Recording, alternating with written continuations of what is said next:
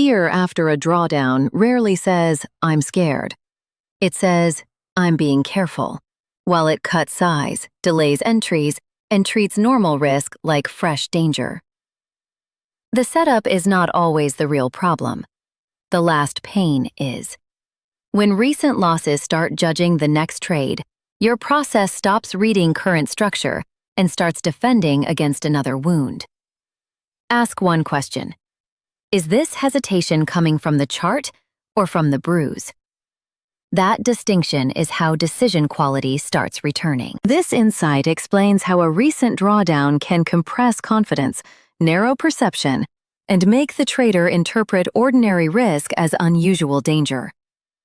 The problem is not caution itself. The problem is letting recent pain rewrite position sizing, timing, and setup quality in ways that no longer match the actual edge. Fear after a recent drawdown rarely announces itself as fear. It often arrives wearing the language of prudence, patience, or respect for risk. The trader tells himself that he is simply being more careful now, yet the quality of that care has changed. It no longer comes from a clean reading of the market. It comes from the emotional memory of recent damage. The account is still carrying the bruise, and the next trade starts under that shadow, before the chart has said anything new. A drawdown changes more than the balance. It changes the way uncertainty is felt. A setup that looked acceptable 2 weeks ago can suddenly feel reckless. A normal pullback can feel like the beginning of another session gone wrong. The trader becomes less able to separate current information from recent pain. He does not only see the market in front of him, he also sees the memory of the last series of losses, the frustration of trying to stabilize, and the fear that one more mistake will confirm that something deeper is broken. That shift matters because fear after drawdown often distorts decision quality in both directions. Some traders stop taking valid setups and call that discipline. Others enter them late, cut them too quickly, or size them so small that the trade can no longer express the edge it was supposed to carry. In every case, the same mechanism is working. The trader is no longer responding to the trade as it is. He is responding to the emotional cost of being wrong again. The market becomes a screen onto which recent damage is projected. Operationally, this creates a dangerous mismatch. The strategy may still have positive expectancy, but the trader executes it like someone trying to avoid another wound at all costs. Stops feel tighter than they were designed to be. Re-entry feels suspicious. Pullback entries feel unsafe.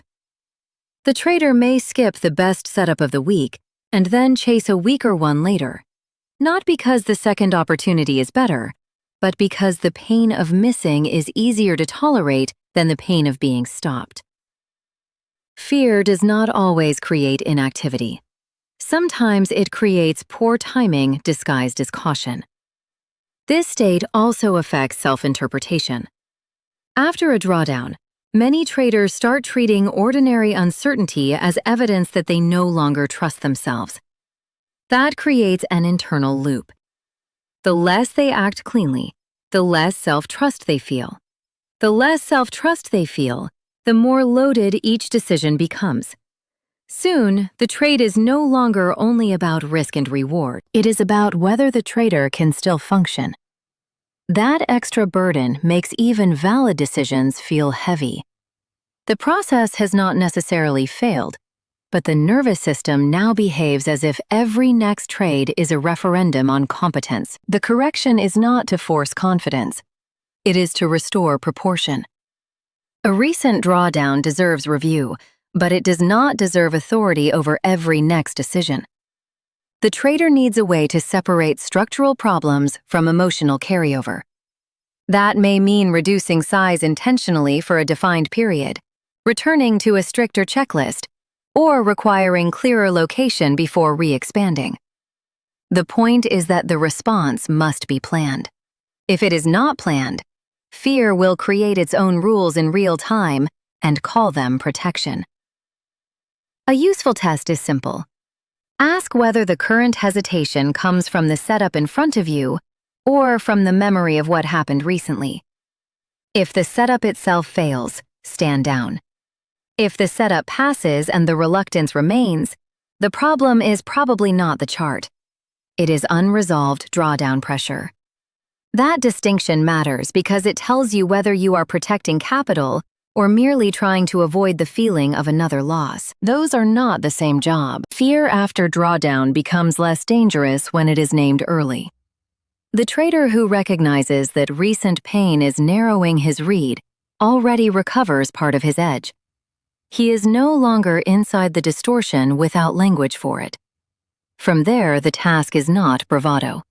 It is disciplined normalization. Follow the plan. Use the right size for the current reset stage, and let clean repetition rebuild proportion. Confidence does not come back because you demand it.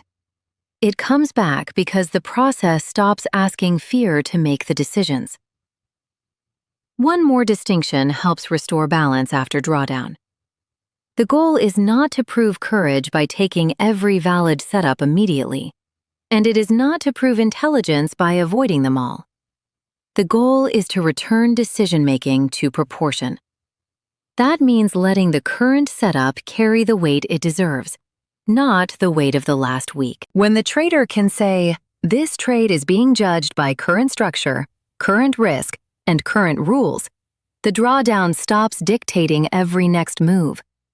Recovery then becomes a sequence of clean decisions rather than a mood that must arrive before clean decisions are allowed.